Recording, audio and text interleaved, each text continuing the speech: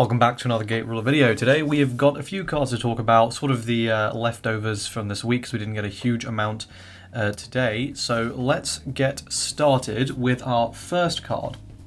And this is a pretty interesting one. Now, those of you who have been following the channel for a while will know my position on the card Haunting, and this is kind of very similar.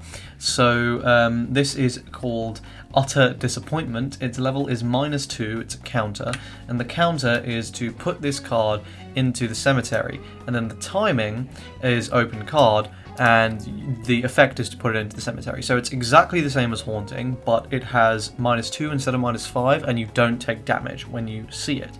So, as far as I'm concerned, the only deck this is an absolute staple in is Highlander, and as a Highlander player, I am utterly elated to see this card. This is one of the absolute best things I could possibly have gotten. I'm genuinely very excited.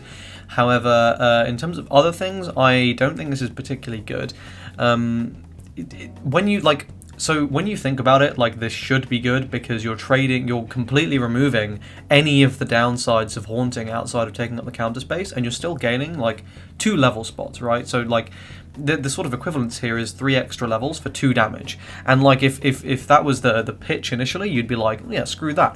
But I don't know, after testing, I just don't think this is really worth the space. I'm not testing with this card necessarily, testing with Haunting. I hope you can't hear that, by the way. My family's rather loud.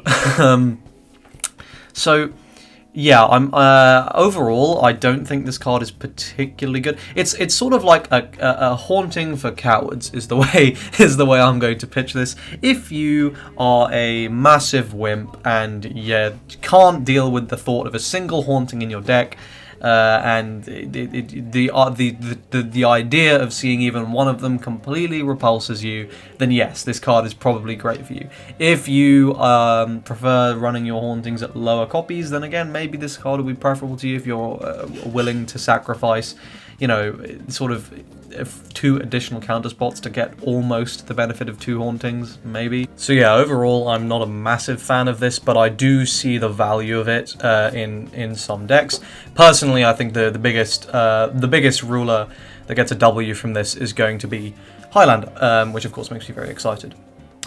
Okay, next we have got Moon Sniper. So this is a military level 1 with the overdrive to choose 1 enemy unit and deal 3 damage to it, and it's a 2/1/1. I love the art on this card. I'm not sure how good it is. It's a powerful effect to deal 3, but its stats are pretty. It's sort of like running a 5/1/1, but a little better. And would you run a level 1 5/1/1? Doubtful. I think in terms of generic utility, this card is pretty garbage. I don't think you would generically want to. Well, maybe you would. I think I would just have to. It will essentially depend on the meta, right? Like, if the meta is such that me being able to drive this deal 3 to something is either going to clear the center and help me win, is going to deal with something really annoying, or I'm really just need 5 attack on like as much stuff as I can, then this will probably be quite valuable. However, if it's just one of those things where it's like, yeah, okay, cool, it's like an okay effect, then yeah, probably not going to be too special. But I think this could be cool in a burn focused list. If you ran like red blue in Apprentice, this could be pretty cool. You know, if this is suddenly dealing 4-5 damage when it comes in, that's pretty strong. So definitely not a bad card. I just don't think it's like obviously super strong, but you know, it's possible I'm just wrong. And the final card is Demolition Salamander. This is a Beast, a Military, and a Wild Force. So all very relevant typings there. Beast for the buffing, and of course the other synergy there. Oh my god, shut up.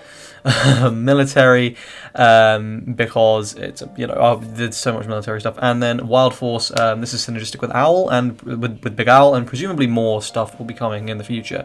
And so it's a, you know, it's a level 0 2/2/1, so nothing too good there. But the effect is Demolition. When it deals damage to the opponent, choose one of your opponent's set cards, and you may pay 1 energy.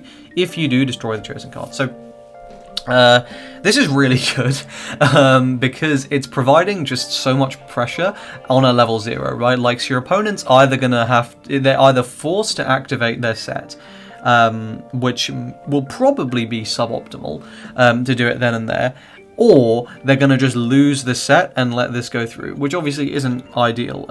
Just any form of set disruption is something your opponent's going to have to be aware of, and if they don't sort of play with this card in mind, they may find themselves doing some really, really unoptimal things. I think this card's good. I think this card's really good, and I'm glad it's so low rarity. And yeah, I have less to say on this. I just think it's a strong card, and that's it. That's it for this video. Hope you guys enjoyed it. If you did, please leave a like on the video. Please subscribe to the channel for more Gate Ruler content. If you want to pick up Gate Ruler, contact your local game store, or if they're a bunch of dicks, you can use my affiliate links in the description, affiliate link in the description, and I'll make a little bit of money, but of course you don't have to do that. I just hope you give the game a go, because I think it's a lot of fun. That's it for this video, and I'll see you guys tomorrow. Cheers.